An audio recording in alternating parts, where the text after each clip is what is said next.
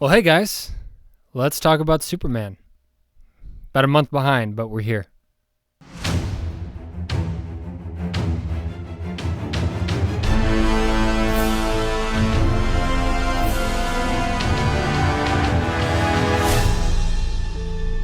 Hey guys, back at the desk again. I have been gone forever. Wow, the month of July was packed full of stuff. Yeah, so in case you didn't know, I was in the middle of getting married. I'm sorry, that's cap. I'm not getting married. Not yet. Not yet. Yeah, I was away on a trip, and I had the chance to see the latest film, Superman, directed by James Gunn, the guy who made Guardians of the Galaxy and a lot of other stuff, Suicide Squad remake. Yeah, so I had the chance to watch this movie twice last month. Sorry, I bumped my mic. And yeah, I thought I'd give my thoughts on it and just do another review. So yeah. I gotta think back over a month. I remember the movie. I just gotta articulate myself well. Yeah. Well, first off, I ought to tell you that there are gonna be spoilers up ahead, more than likely. So watch out. We have seen the ups and downs of DC over the last decade and a half. How Warner Brothers just can't get their freaking act together and give us something that's maybe equally as good, if not better, than Marvel's cinematic universe. And DC, they have the opportunity to do that. They've had the opportunity to do that. My friend informed me, like, DC, they have the rights to all the characters that are in that universe. Marvel didn't. Marvel had to get, Sony to work with them for Spider-Man. They had to get the rights. Well, actually, they bought Fox, and Fox owned Fantastic Four and, X-Men, so they were waiting to get the rights for those. But DC, they had the opportunity to do all these characters in their full potential without having to wait for any rights because they owned all of them already. So it's been really disappointing to see what Warner Brothers has done with the DC universe up till this point. But I'm going to get a lot of flack from this, from the Snyder, the Never Snyder people, the people who hate Snyder. I loved Man of Steel, Batman vs. Superman, the extended version. The theatrical version left out a lot of context, and that was really annoying. And the Snyder cut of Justice League. Those three movies always be favorites of mine. I think Henry Cavill was the perfect choice for Superman. It was a little bit of a darker, edgier take of Superman with Man of Steel. But I love the way that Zack Snyder conveyed, Superman's character and just like who Superman is and what he stands for. He still had that want to save people and, that call to duty to defend humanity from like foreign invaders, things like that, and just like all sorts of threats.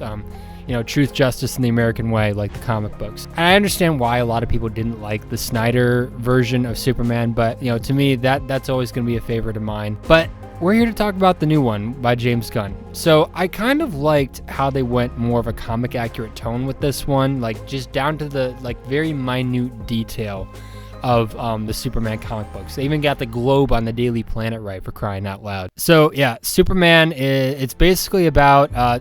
It's about Superman. He just recently solved a conflict of a war between Baravia and Jarhandupar. These are made-up countries. I think they were from the comic books, and it causes a big stir-up among the government and among like just a bunch of world governments. And so people start scrutinizing Superman, saying that he shouldn't be acting this way, interfering in like other countries' affairs, saying that you represented America in a bad way, even though he wasn't really representing America. He was just representing truth, justice, and yeah, it's supposed to say the American way on the end. But anyways, so yeah, he gets a lot of scrutiny for that, but we see that he's just a guy just like trying to do the right thing. He came from Krypton, and he believes that he's there to like help the people of that world, protect the people of that world, and just be a hero for them. And I loved it. I loved the lightheartedness of it. I do think they marketed this movie wrong. They kind of marketed this movie in a more serious, like dramatic, epic, emotional tone, which there were those aspects in there, but it took more of a Guardians of the Galaxy approach to this movie. It was a lot of like comical waves, basically. Just a lot of that, Guardians of the Galaxy-ness in it. It felt like a James Gunn movie. I mean, they introduced like 3 heroes, like without making it like super dramatic. They just like threw them in there, and like the Justice Gang. I thought that was great. I love Nathan Fillion as Guy Gardner. I thought that was like really, really good casting. I think he really nailed Guy Gardner's attitude. But anyways, Superman has a really, really big grudge over him by Lex Luthor, who was phenomenally cast by Nicholas Hoult. Nicholas Hoult, I think, was amazing as Lex Luthor, just nailing the absolute hatred he has towards Superman. I think, Kevin Spacey, I think, like hit the nail on the head with Lex Luthor as far as like evil and genius goes. But Nicholas Hoult, he did a really good job as Lex. So then Lex Luthor, he leaks to the world after fixing the corrupt message sent by his parents, because the end of the message was corrupt. And come to find out that Superman was actually sent there to be a dominator of humanity instead of as opposed to a hero, which I haven't seen all of Smallville, but I heard that's like the approach that Smallville took on Superman. And so he goes under a lot of scrutiny again for like his actual purpose for being on the planet. Is he actually an invader sent here to destroy us and enslave us, or is he actually here to help us and to protect us? And so it was a very cool movie. Very cool to see Superman brought out with Lex Luthor and all of his secrets he had up his sleeve. I was kind of disappointed that they got Ultraman wrong, because this is a spoiler, but I've already given the forewarning. Ultraman is actually an alternate reality Superman that is evil, and he runs a kind of like an anti-Justice League, and it's called the Syndicate. It's like from Earth 3 or something like that. Not the Injustice world. I know a lot of you might think of that, but there is a comic book. I know I read it in the New 52, where he comes against this alternate Superman called Ultraman. But in the movie, they kind of like screwed it up and went more of a bizarro direction, where Ultraman was basically a copy of Superman, and he was really stupid and just took orders from Luthor. I really wish they would have gotten that right. That would have been so cool. I would have loved to see it if they took off that mask and it was Henry Cavill underneath. I think that would have been an awesome cameo. But we got what we got. I don't know what they're going to do with the character after that. Maybe when he went through the black hole, he got sent to an alternate universe. I don't know. But anyways, Crypto was amazing. I think Crypto was like one of the best things to put in this movie. He was so cute. He was so funny. I think he added a lot of lightheartedness to this. Yeah, we've never seen Crypto in a DC movie. Sorry, but like Super Pets doesn't count. That's animated. And I think one of my most favorite characters of the film was Mr. Terrific. I can't remember the actor's name, but I think it's such a cool distinction that they made from the Arrowverse's Mr. Terrific. Seriously, they did not need to make him gay. That was really, really dumb. But in the movie Superman, they showed that this guy is pretty freaking cool.